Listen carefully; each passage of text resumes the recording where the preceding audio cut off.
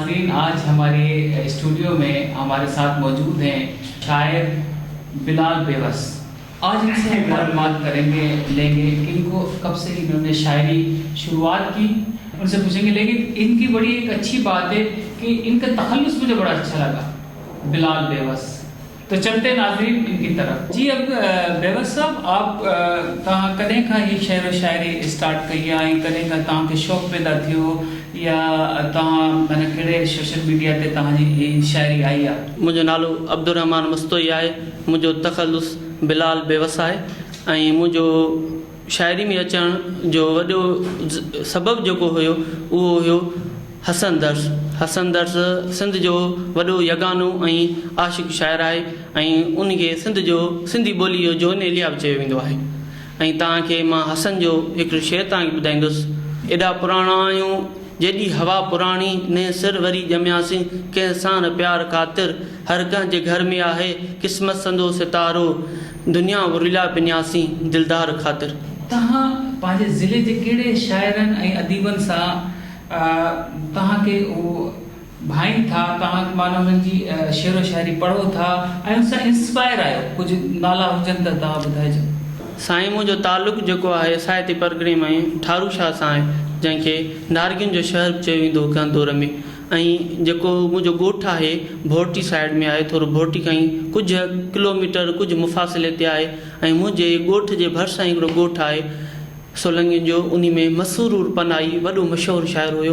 मुंहिंजी जेका जंहिं धरतीअ सां उन ख़ुशबू सां मुंहिंजो तालुक़ु बि आहे, उते असांजो वॾो मशहूरु शाइर मसूर पनाई बि थी गुज़रो आहे।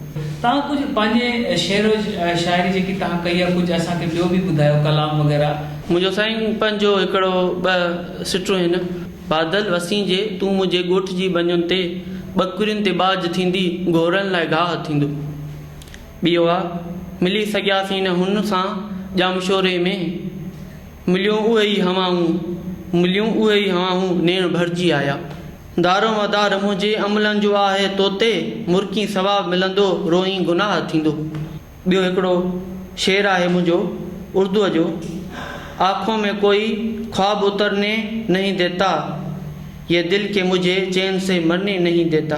जी माशाल्लाह, बहुत ज़बरदस्त आप तव्हां कोशिश कई। दोस्तों, ही प्रोग्राम तव्हां जेको ॾिसो था, ही असांजे जेके ही सॼो प्रोग्राम आहे, ही असांजो हिते MIT सेंटर आहे, उन में सभु जेके असांजा स्टूडेंट्स आहिनि उन्हनि ही सॼो सिस्टम जेको आहे सिखी, हीअं ब्रॉडकास्ट जो जेको सॼो सिस्टम हू था कनि। तव्हां बि अगरि चाहियो था तव्हांजो ॿारु या कोई अहिड़ो सिस्टम सम्झणु चाहे थो त MIT सेंटर अचे, हुते हर क़िस्म जा स्किल्स मौजूदु आहिनि, तव्हां बि ॿारनि खे सेखारे सघो था।